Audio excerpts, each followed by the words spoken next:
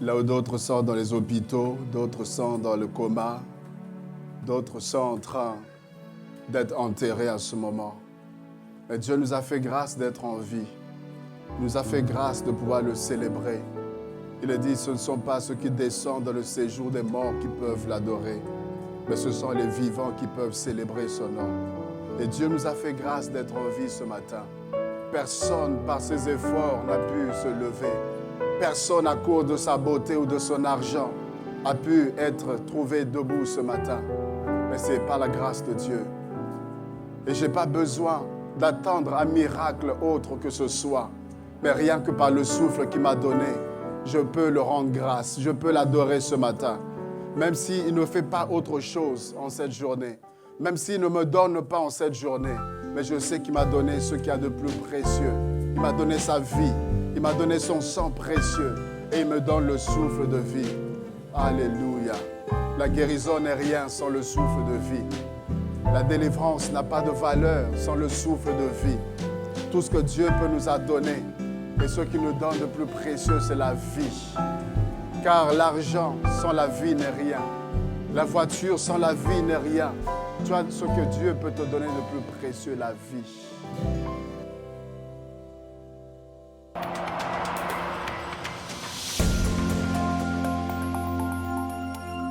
Partagez la parole de Dieu. Merci Seigneur pour ta grâce ce matin.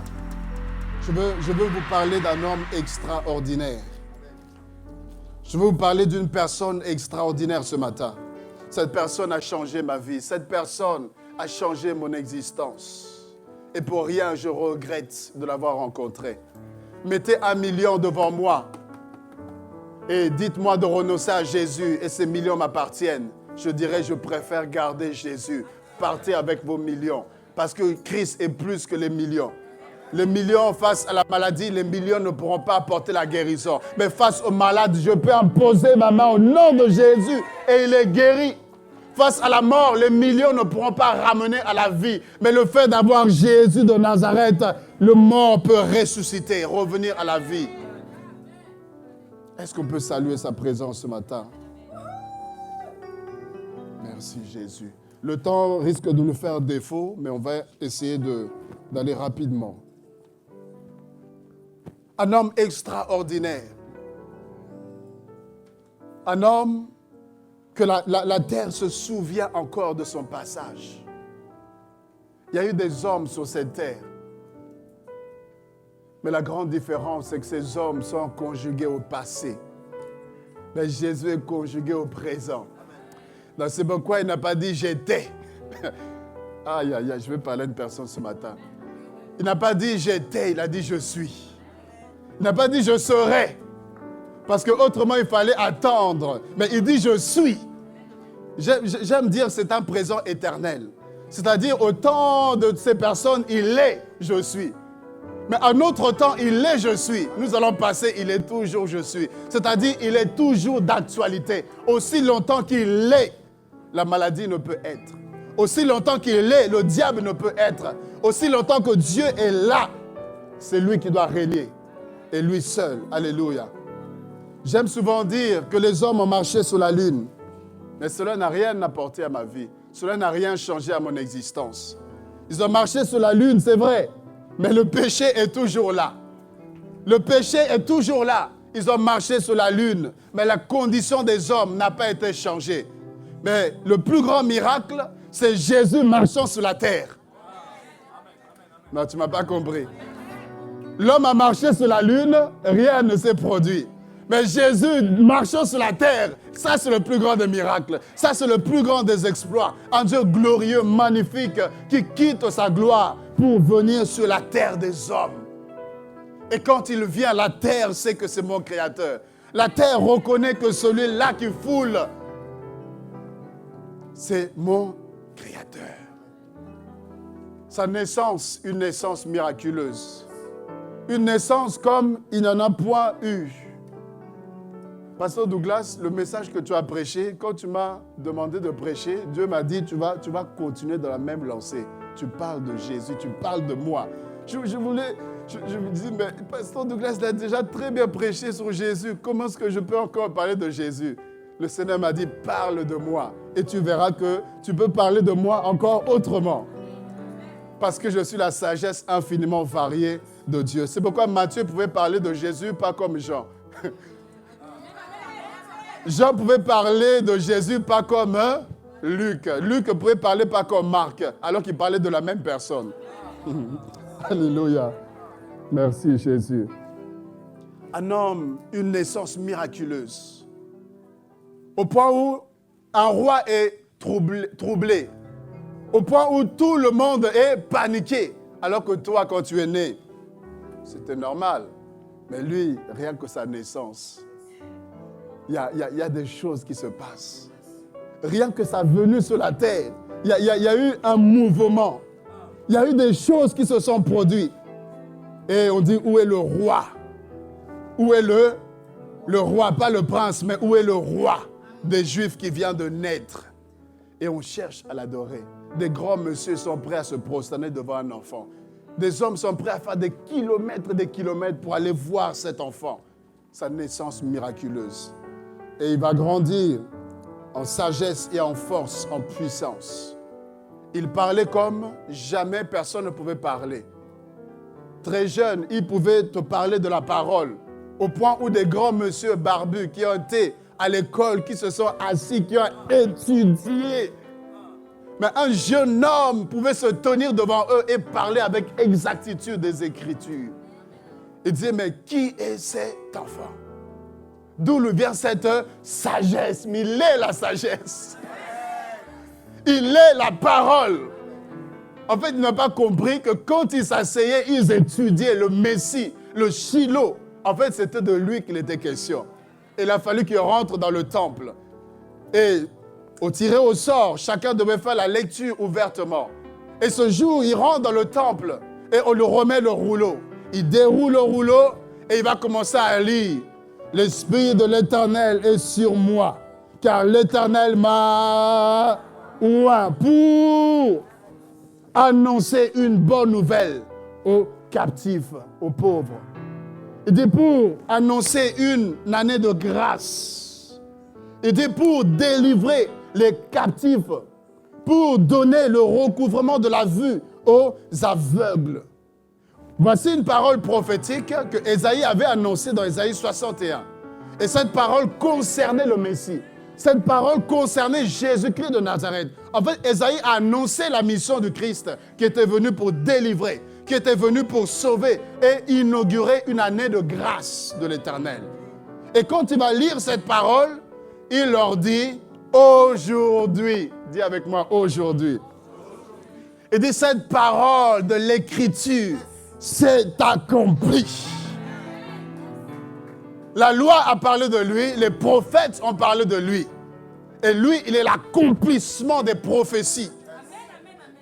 Quand il se présente, Ésaïe a parlé de moi. Me voici, je suis là. C'est-à-dire, le temps de la grâce commence maintenant. Alléluia. Le temps de la grâce commence parce que la loi est venue par Moïse, mais la grâce et la vérité sont venues par Jésus-Christ de Nazareth. C'est pourquoi on pouvait présenter cette femme en flagrant délit d'adultère devant Jésus. Pour dire, Moïse nous a dit qu'elle devait être lapidée. Mais toi, qu'est-ce que tu nous dis? Ils ne savaient pas qu'ils étaient en face de celui qui va inaugurer la grâce. Il dit, Moïse a dit, c'est vrai, vous devez la lapider. Mais moi, je suis venu pour sauver et non pas pour condamner. Je suis venu avec la loi de l'Esprit qui sauve, qui libère et non pas qui condamne.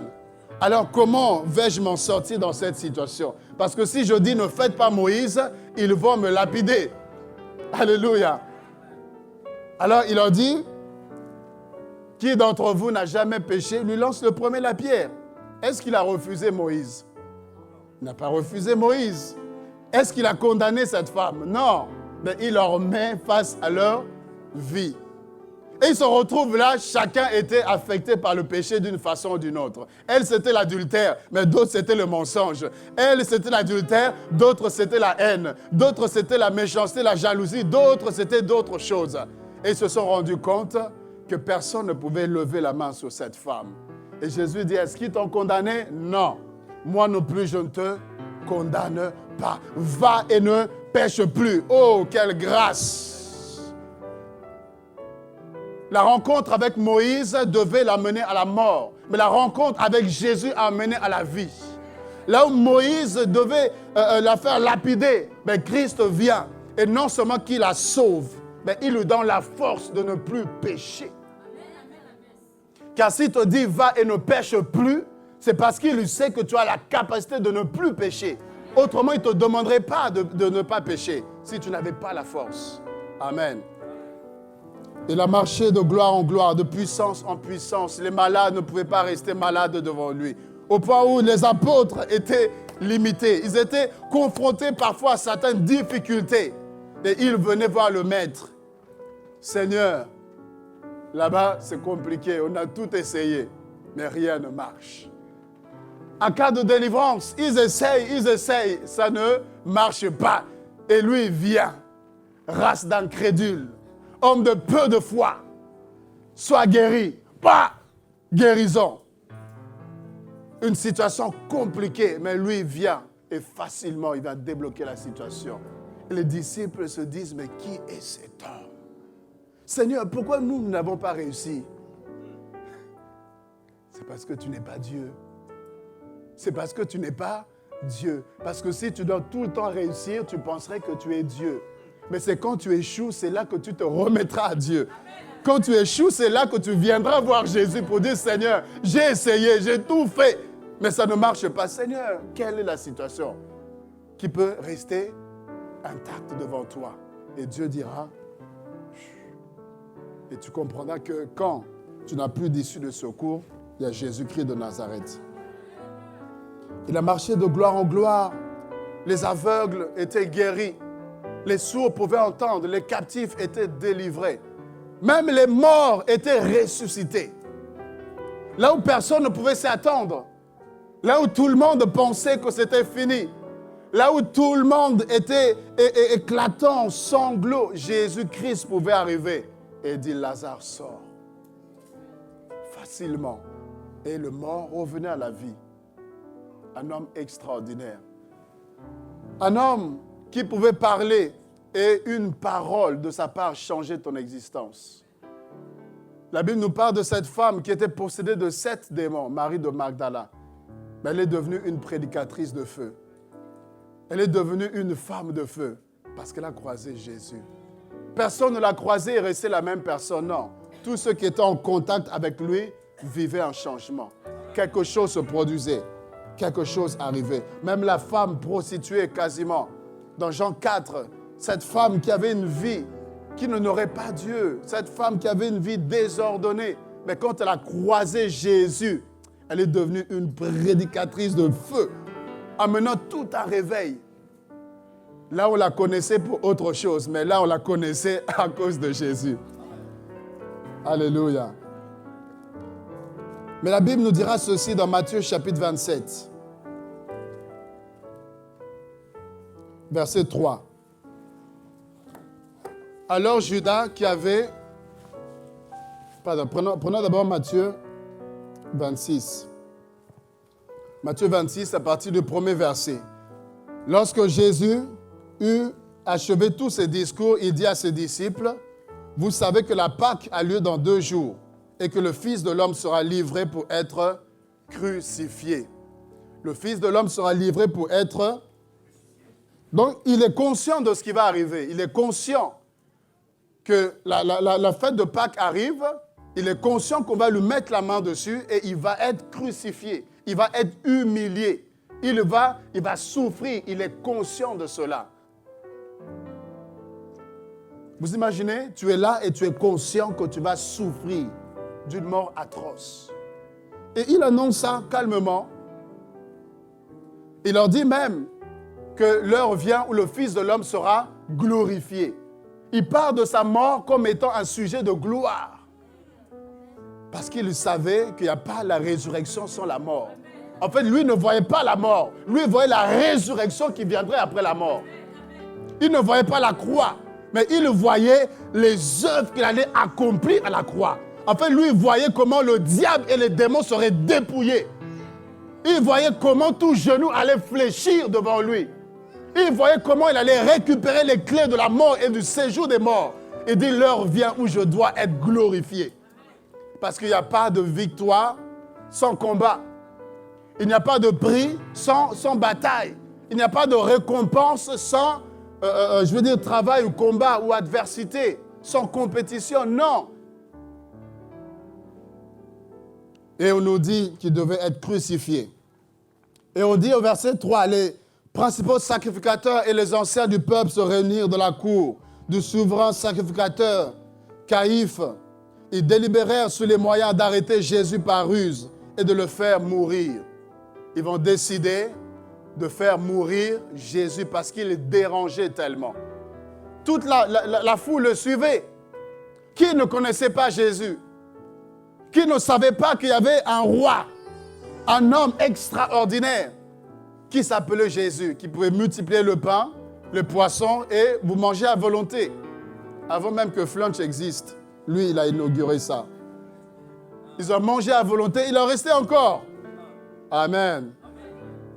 Un homme extraordinaire. Tu es malade, il est là, il va te guérir. Même si tu as dépensé tout ton argent chez les médecins, ta situation s'empire. Mais quand tu viens chez Jésus, sans rendez-vous, sans consultation, il est là disponible et il te guérit. Gratuitement en plus. Tu fais des économies. Donc tout le monde savait que Jésus était là, il est la solution.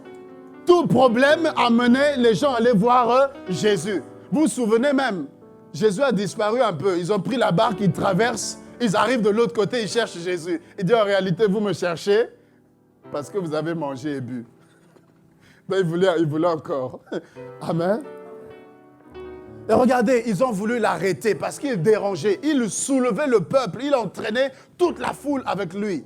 Et le pouvoir en place était dérangé. Alors ils se sont dit, le seul moyen de ne plus entendre parler de Jésus, c'est de le tuer. Amen. Mais s'ils savaient qu'on ne peut pas tuer la vie, si seulement ils pouvaient comprendre que la résurrection est la vie, si tu le tues, en fait, c'est pour qu'il ressuscite. Mais attention, quand il ressuscite, là, il ne ressuscite pas seul. Amen. Donc parfois, il vaut mieux ne même pas le tuer. Parce que tu le tues seul, mais quand il ressuscite, c'est avec des dégâts. Il y a des dégâts. Demandez à Satan, il va vous dire. Alléluia. Et on nous dit, alors, verset 14, l'un des 12, appelé Judas Iscariote, alla vers les principaux sacrificateurs.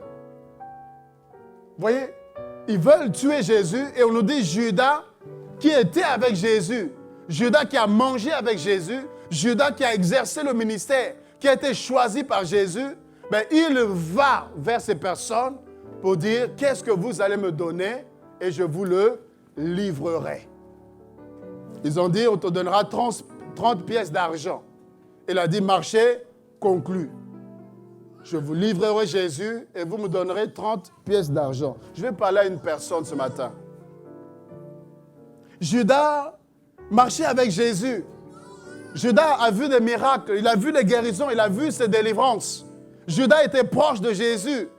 Mais Judas était prêt à livrer Jésus pour de l'argent. Rassure-toi que tu ne sois pas Judas. Rassure-toi que face à l'argent, tu ne trahiras pas ton maître. Peut-être que là, tu es là parce que tu n'as pas encore l'argent.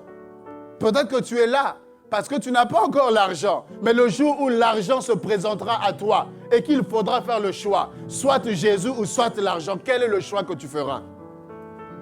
Est-ce que tu prendras l'argent? Tu diras, bon Seigneur, tu comprends? Tu sais, Pasteur Douglas, en ce moment, tu comprends? Je suis un peu occupé, je suis busy. Tu vois, alors que tu étais là, hein? Tu venais prier, tu jeûnais. Mais là, maintenant que tu as l'argent, Jésus, bon, écoute, quand j'ai un peu le temps, je passerai, je viendrai. Si tu es là, Judas, je veux te dire que les 30 pièces d'argent ne te conduiront nulle part.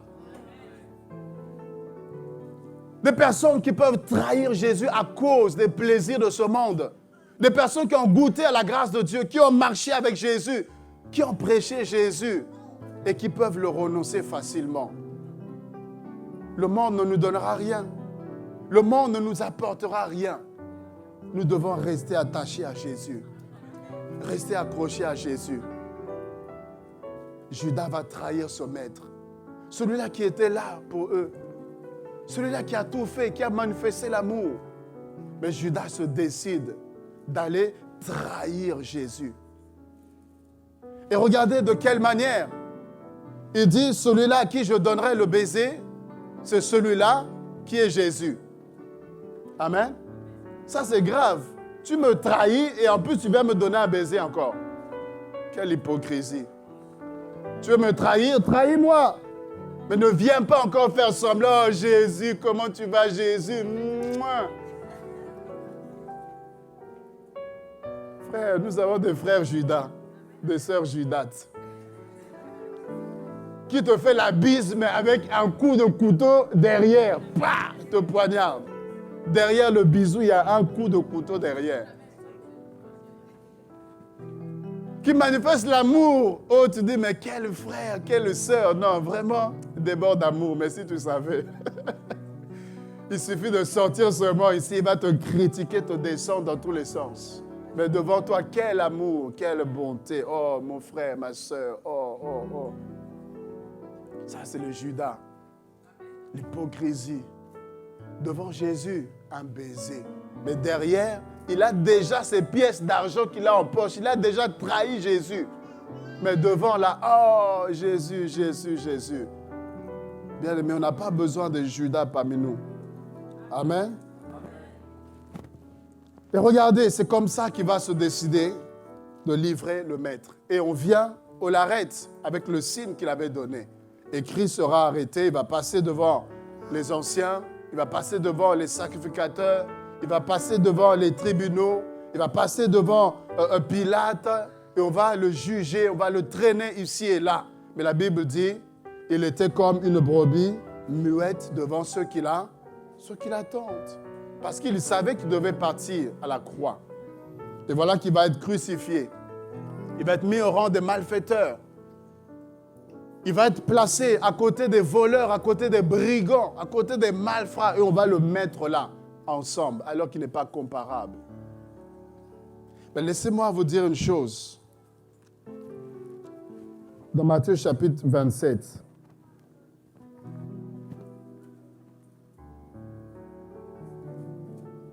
il y a eu des choses, des événements qui se sont produits pendant qu'il était sur la croix.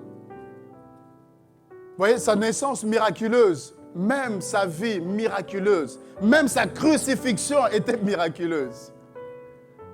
Amen. Est-ce que quelqu'un me comprend? Jésus est le Dieu des miracles. Il a été crucifié royalement. Crucifié pas comme les autres. Sur sa tête, on a mis une couronne, bien qu'elle soit d'épines, mais c'était une couronne. Et on ne s'arrête pas là. On écrit encore une pancarte au-dessus de sa tête pour dire « Celui-ci est le roi des Juifs ». Même s'ils semblaient se moquer, mais ils étaient coincés par la prophétie. Même s'ils semblaient se moquer, mais malgré eux, ils le reconnaissaient qu'il doit être couronné. Même si nous le crucifions, mais nous devons le crucifier dignement, parce qu'il est le roi des Juifs. C'est pourquoi il y a un homme qui dit, si réellement tu es le roi, si réellement tu es Jésus, si réellement tu sauves, permets que je sois avec toi dans ton royaume. Il dit aujourd'hui même, tu es avec moi dans mon royaume. Amen. Il a été crucifié. Et dans Jean chapitre 20, et là, ça semblait être la fin de l'histoire. Ça semblait être la fin de l'histoire. Jésus, mort. Il rend l'âme, il est mort et c'est fini. Cette histoire s'arrête. Les disciples étaient découragés. Ils se disaient, mais nous ne pensions pas qu'il pouvait mourir. Il ressuscitait les morts. Mais comment lui-même peut mourir? Ils n'avaient plus d'espoir. Ils étaient désespérés. Leur vie semblait s'arrêter parce que Jésus n'était plus. Alors que Christ n'a pas arrêté d'insister sur le fait qu'il mourrait, mais il ressusciterait. Il leur a dit, détruisez ce temple, 3 jours après, je le rebâtirai. Il parlait de lui. On lui demande un signe, il dit, il n'y aura pas d'autre signe que le miracle de Jonas. 3 jours, 3 jours. Il n'a pas insisté d'annoncer sa résurrection. Mais ils avaient oublié la résurrection. Ils se sont arrêtés à la mort. Ah, Jésus est parti. Jésus, c'est fini. Le ministère, c'est fini. Tout s'arrête, tout s'écroule. Mais je veux dire à une personne, là où tout semble s'arrêter, c'est là qu'une nouvelle histoire commence avec Dieu. Là où tout semble finir, c'est là où Dieu prend la situation en main. Pour que quand il va agir dans ta vie, aucun homme ne pourra se lever pour dire, non, lui là, non, son histoire là, c'est moi. Non, non, non, non. Parce que tout le monde avait déposé le dossier. Mais Dieu a pris le dossier en main. Et c'est Dieu qui a commencé à écrire une nouvelle histoire. Ce que je suis, c'est Dieu. Je suis le produit de la grâce de Dieu. Et voilà que tout semblait s'arrêter. Mais la Bible nous dit dans Jean chapitre 20, j'aime cette parole, Jean chapitre 20, et je vais aller vite. Christ est mort, c'est fini. Pierre même est reparti à la pêche, on nous dit. Les disciples sur le chemin d'Emmaüs, ils conjuguaient Jésus au passé. Nous espérions. C'est-à-dire qu'ils n'avaient plus d'espoir en Christ. Ils ne s'attendaient à plus rien. Comment pouvaient-ils faire des miracles encore? Comment pouvaient-ils exercer encore le ministère puisque Jésus n'était plus là? Ils étaient déprimés. Amen. Amen. Mais la Bible nous dit, le premier jour de la semaine, alléluia, j'aime cette précision, le premier jour de la semaine, elle n'a pas attendu le 5e ou le 6e jour, mais elle, le premier jour de la semaine, la priorité, c'était Jésus. La Bible nous parle de cette femme, Marie de Magdala. Le premier jour de la semaine, la Bible dit, elle se rendit au sépulcre dès le matin. Amen. Le premier jour. Elle n'a pas attendu de faire ce qu'elle avait à faire. Et puis quand elle aura un peu de temps, là, elle allait voir Jésus. Non, le premier jour, elle a donné la priorité à Jésus. Elle a mis Christ en avant. Elle a laissé tout ce qu'elle pouvait avoir à faire. Mais elle, son souci, c'était Jésus de Nazareth. Elle va le matin, là où tout le monde pouvait dormir encore. Là où chacun pouvait se lever, prendre son petit déjeuner. Là où chacun pouvait se lever, penser, bon, comment la journée, comment je vais m'habiller. Elle se lève le matin, le premier jour de la semaine. Son souci, c'était de voir Jésus de Nazareth. Mais attention, ce n'est pas n'importe quel Jésus. Ce n'est pas le Jésus qui fait les miracles. Ce n'est pas le Jésus qui ressuscite les morts. Mais c'est un Jésus mort qui ne peut rien faire apparemment. Est-ce que vous comprenez? Tout le monde le suivait parce qu'il pouvait les guérir. Tout le monde le suivait parce qu'il pouvait agir, il pouvait faire quelque chose pour eux. Mais là, Jésus est mort. Pourquoi encore aller vers lui? Qu'est-ce qu'il peut faire pour nous? Qu'est-ce qu'il est capable d'accomplir dans nos vies? Donc tout le monde l'avait apparemment abandonné. Il n'était plus intéressant. Mais elle, son amour envers son maître n'était pas lié à ce qu'il faisait dans sa vie. Elle aimait son maître un point trait. Qu'il soit mort, qu'il soit ressuscité, qu'il soit debout, qu'il soit assis, ce n'était pas son problème. Elle, son problème, c'était d'être avec le maître. Elle, son souci, c'était d'être avec Jésus. Elle, son problème, c'était de voir Christ. Quelle est la relation que tu as avec lui? Est-ce que c'est parce qu'il te bénit qu'il est Dieu? Est-ce que tu l'aimes, tu es proche de lui parce qu'il peut t'élever? Est-ce que c'est parce qu'il te donne le ministère, l'onction? Quelle est la relation que tu as? Est-ce que tu l'aimes simplement? Si je l'aime simplement, qui me donne, qui ne me donne pas, mon amour reste intact pour sa personne. Qui m'élève, qui ne m'élève pas, ce n'est pas un problème. Je l'aime un point, un trait. Et elle, là où tous l'avaient apparemment abandonné, mais elle se souciait d'aller voir le maître dès le matin. Et la Bible ajoute cette précision, alors qu'il faisait encore nuit. Une femme, très tôt le matin, il fait encore nuit. Mais elle a pris le risque.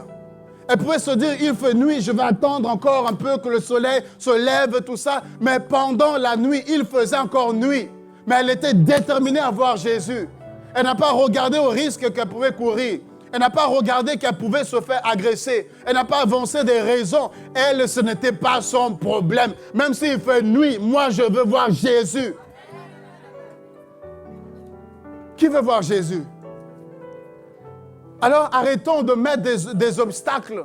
Arrêtons d'avancer des raisons. Non, parce qu'il y a ça, parce qu'il y a ci, parce qu'il y a ça. Je ne peux pas parce que tout ça. Non. Elle, il y avait la nuit qui pouvait être un obstacle pour elle. La nuit pouvait l'empêcher d'aller voir Jésus. Mais elle était déterminée. Elle était prête à braver cet obstacle pour voir Jésus. Et elle part. Elle part. Amen. Et on nous dit, elle vit. Quand elle arrive, elle vit que la pierre était ôtée du sépulcre. Dis avec moi, ôtée du sépulcre. Elle va voir Jésus.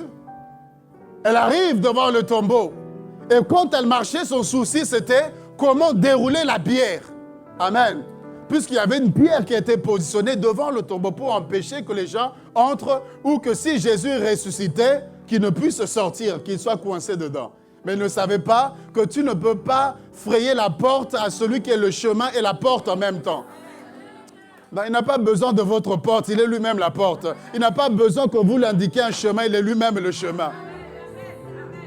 Donc elle, son souci, c'est même si j'arrive devant le tombeau, il y avait un autre obstacle, c'était la pierre. Moi, une simple femme, comment je vais dérouler cette pierre? Mais quand elle arrive, elle voit que la pierre a été enlevée. Non, je dis à une personne, le problème qui te dérange aujourd'hui, le problème qui t'empêche d'avancer aujourd'hui, ce que tu traverses aujourd'hui, alors que tu te poses des questions, alors que tu es en train de réfléchir, alors que tu es en train de te dire comment, il y a un Dieu de l'autre côté qui a déjà réglé la situation. Pendant qu'elle se posait la question, Dieu avait déjà envoyé un ange qui avait ôté l'obstacle. Le problème, c'est de marcher seulement. Le problème, c'est d'aller seulement. Plus tu vas avancer, quand tu arriveras à la destinée, quand tu arriveras au lieu du rendez-vous, tu verras que Dieu a déjà pris le soin de tout préparer. Tu verras que Dieu a déjà réglé ton problème. Tu verras que là où tu cherches l'agneau, Dieu a préparé le bélier.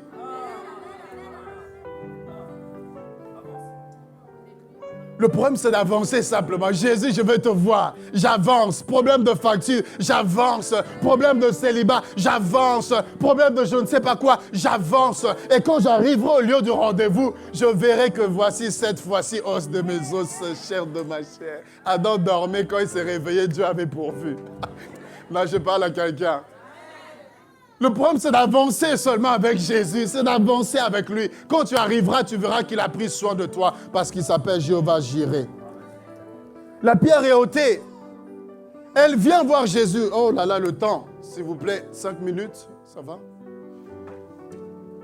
Elle va voir Jésus. Écoutez bien, elle va voir Jésus.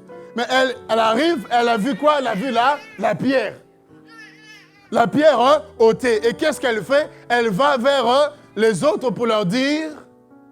Non, j'ai un problème avec Marie ici. Tu es parti voir Jésus, est-ce que tu l'as vu? Il y a des chrétiens Marie comme ça.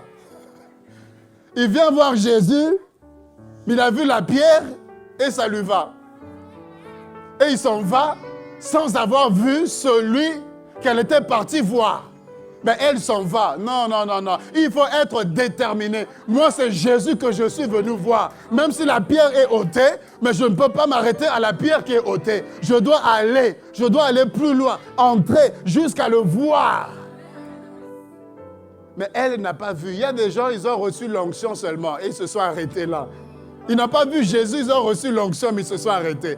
Ils ont reçu le miracle, ils se sont détournés pour partir, alors qu'ils n'ont pas vu Jésus. Tu ne m'as pas compris. Elle voit la pierre ôtée, mais n'a pas vu Jésus. Et elle retourne. Elle retourne pour dire quoi? Ils ont enlevé mon... Ah Marie, si tu n'as rien à dire, il ne faut pas parler. Il ne faut pas parler. On ne parle pas de Jésus comme ça. Si tu n'as pas vu, il ne faut pas parler. Elle dit, ils ont enlevé mon... maître, et nous ne savons pas où ils l'ont mis. Mais est-ce que tu l'as vu pour savoir s'ils l'ont enlevé ou pas? Il y a des gens qui parlent de Jésus, ils n'ont jamais vu. Ils connaissent seulement un verset, et puis ils se viennent là et commencent à parler de Jésus, et tu ne l'as pas vu. Pourquoi est-ce que tu dis qu'on l'a enlevé? Qui l'a enlevé?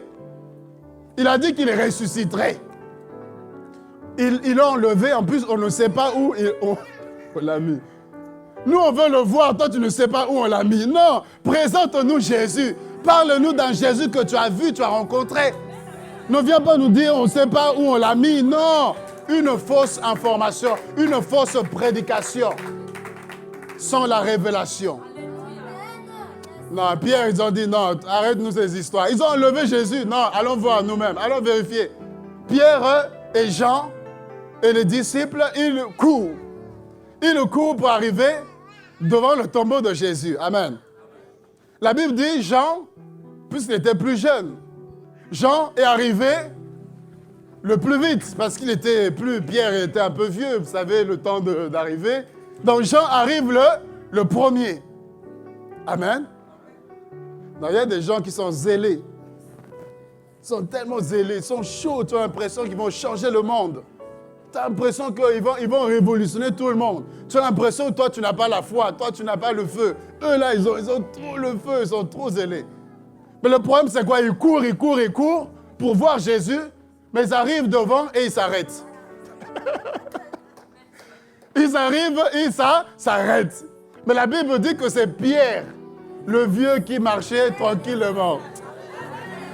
Lentement, mais sûrement. La vie chrétienne, ce n'est pas un sprint. Ce n'est pas un sprint, mais c'est un marathon. Aussi longtemps que Jésus n'est pas arrivé, je dois continuer la course. Aussi longtemps que l'enlèvement n'a pas lieu, je dois continuer la course. Même si c'est un rythme de croisière, mais l'essentiel, c'est de continuer la course. Ce n'est pas de courir vite et puis de s'essouffler. Vous savez, moi, quand je priais, quand je prêchais, mais Jésus n'est pas revenu, tu n'es pas encore au ciel, tu dois continuer ta marche, tu dois continuer ta route. Pierre allait doucement, mais sûrement. C'est pourquoi ne te moque pas de celui qui semble ne pas avancer. Ne te moque pas de celui qui semble ne pas aller de l'avant. Parce qu'on peut partir sur la même ligne, mais à un moment donné, il y a Usain Bolt qui va se démarquer. Il y a un moment donné, il y a une différence qui va se faire, alors que nous étions partis tous au même moment. Et bien aimés frères et sœurs, la Bible dit Pierre arrive tout doucement. Mais c'est Pierre qui est entré le premier. Les premiers seront et les derniers seront Jean arrive le premier, mais c'est Pierre qui est entré en premier dans le tombeau. Pierre s'est dit, j'ai renié le maître, je l'ai renié. Là, comment est-ce qu'il va agir avec moi?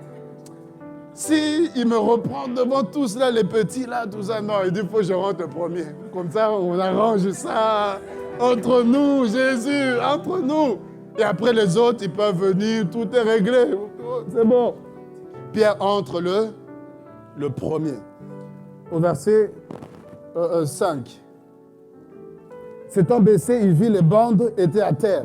Cependant, il n'entre pas. Simon-Pierre le suivait, arriva et entra dans le sépulcre. Il vit les bandes qui étaient à terre et le linge qu'on avait mis sur la tête de Jésus, non pas avec les bandes, mais plié dans un lieu à part. Alors l'autre disciple qui était arrivé le premier au sépulcre entra aussi, il vit et il crut. Comme il ne comprenait pas encore que selon l'Écriture, Jésus devait ressusciter des morts, et les disciples s'en retournèrent chez eux. Alléluia. Eux, ils ont vu les bandes, les vêtements, les linges pliés soigneusement. Et ils sont repartis en ayant vu seulement les vêtements. Mais jusque-là, personne n'a encore vu Jésus. Alléluia.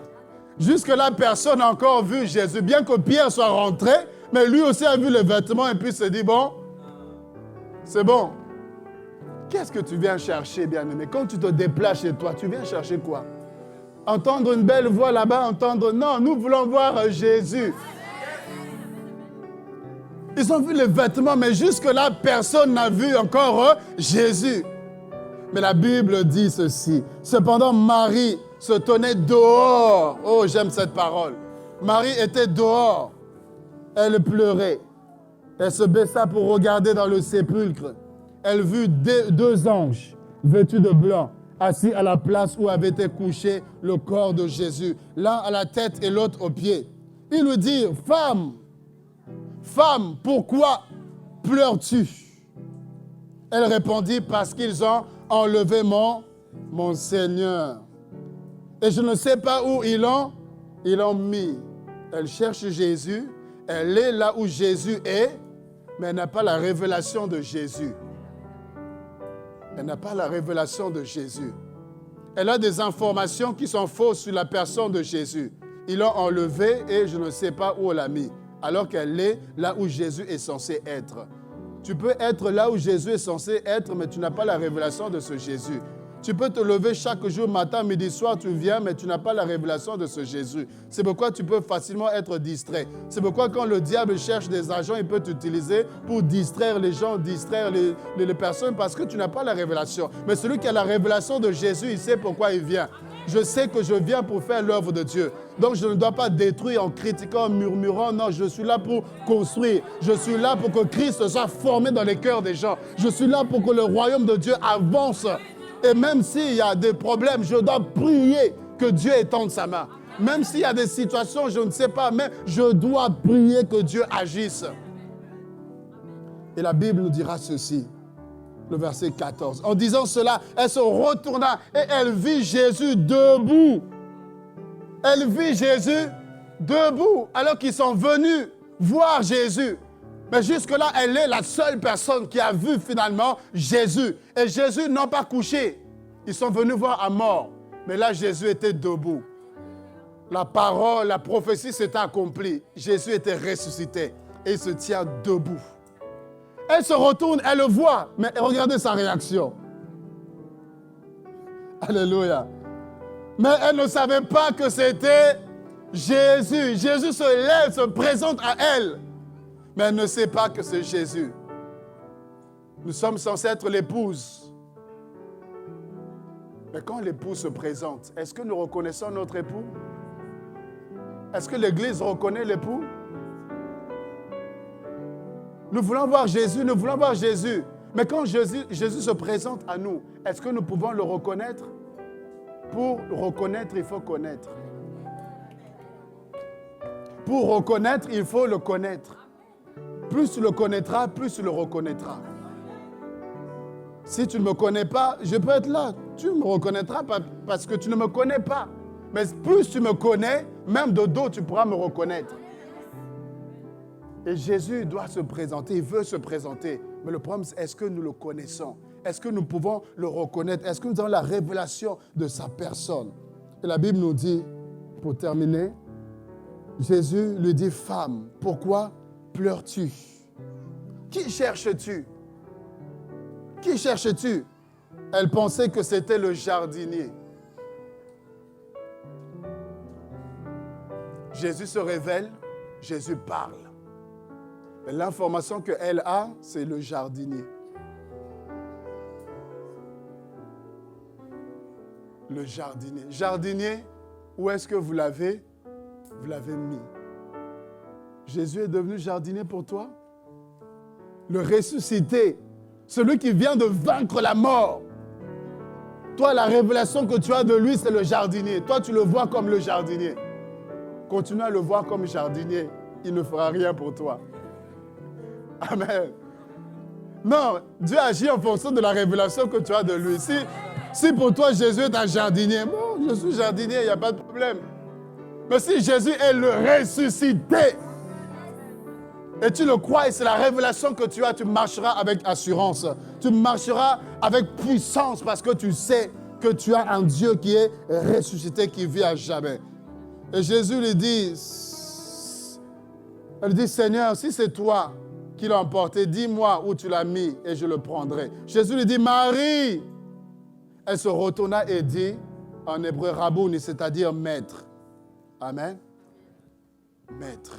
Elle finit par reconnaître Jésus. Pour te dire, même si tu ne le connais pas encore, ce n'est pas trop tard, tu pourras encore le connaître. Même si tu n'as pas saisi encore la révélation de sa personne, mais ce n'est pas trop tard, tu peux encore saisir. Marie n'avait pas saisi, mais Christ ne s'est pas arrêté à là. Il s'est encore rapproché d'elle et il a parlé Marie. Et quand elle a entendu la voix, elle se dit non, cette voix, même particulière, cette voix, elle me rappelle des souvenirs. Cette voix me rappelle des choses extraordinaires. Oh, c'est la voix du Maître. Mais si j'entends sa voix, c'est-à-dire qu'il est ressuscité. S'il peut parler, c'est-à-dire qu'il est ressuscité. Et Jésus lui dit, va, dis à tes frères que je suis ressuscité. Et elle est la première personne à inaugurer le message de la résurrection de Jésus. Elle est partie avec un message puissant, un message que jusqu'à présent nous prêchons et nous continuerons à prêcher. Un message qui fait même la force du christianisme. Puisque l'apôtre Paul dit dans 1 Corinthiens 15, si Jésus n'est pas ressuscité, notre foi serait vaine. Nos prédications seraient, tout ce que nous faisons, nos prières, nous allons prier un Dieu mort, quelqu'un qui est dans le tombeau, quelqu'un qui ne peut rien. Mais nous prions Jésus ressuscité. Ressuscité. Et la preuve, il est parti, il a accompli des choses que même le diable se souvient jusqu'à présent. C'est pourquoi quand tu te tiens en face d'un possédé, tu lui parles seulement de Jésus. Tu peux dire ton nom, il se moque de ton nom. Mais quand tu lui parles seulement de Jésus, quand tu le rappelles seulement il y a 2000 ans, ah, je pars! Satan n'aime pas ce nom parce qu'il se souvient que sa tête a été écrasée. La tête a été écrasée. Les clés lui ont été... Les démons ont été dépouillés. Non, tu as un adversaire qui te fait trembler, mais en réalité n'a pas d'arme. Nous tremblons, Satan et les sorciers, les démons, alors qu'ils ont été dépouillés. Vous voyez, je vais finir. Vous voyez, nous sommes armés de la puissance de Dieu. Parce que Christ nous a donné le pouvoir de marcher sur Satan, sur les démons, sur le diable. Il nous a donné le pouvoir. Il dit, Père, je leur ai donné la gloire que tu m'as donnée. Nous avons la gloire de Dieu en nous. Nous avons le pouvoir, la puissance. Nous avons les armes défensives et offensives. Nous avons le nom de Jésus qui peut faire toute la différence. Et nous sommes appelés à confronter le royaume des ténèbres. Mais seulement quand nous nous présentons face à eux, nous tremblons. Nous tremblons. Mais eux-mêmes se disent, non, il y a un problème. Ils sont armés jusqu'aux dents. Ils ont le feu. Ils ont la puissance. Ils ont le nom le plus glorieux. Mais comment ils sont en train de trembler? Non, ça c'est une stratégie. Non, là, c'est une stratégie parce qu'en réalité, ils ne doivent pas trembler. Eux, ils sont en train de trembler, mais toi-même, tu es en train de trembler aussi. Parce qu'ils se disent, mais lui, il est armé jusqu'aux dents. Mais nous sommes dépouillés. Aïe, aïe, aïe, aïe, aïe, aïe. Ils sont dépouillés. Christ les a dépouillés à la croix. C'est-à-dire qu'ils sont sans armes, ils sont sans force, ils ont dépouillé. Et Christ t'a armé, il t'a équipé pour qu'ils connaissent que Jésus est Seigneur. Les dominations, les principautés connaissent par l'Église la sagesse infiniment variée de Dieu. Alors qu'eux tremblent, mais toi aussi, chrétien, tu es en train de trembler aussi. Vous regardez, vous tremblez. Vous tremblez, mais tu es armé. Prends autorité et parle. Et tu verras qu'ils vont fléchir les genoux. Prends autorité et déclare. Tu verras que les choses vont changer. Parce que tout genou doit fléchir et tout au long confesser que Jésus est Seigneur. Amen.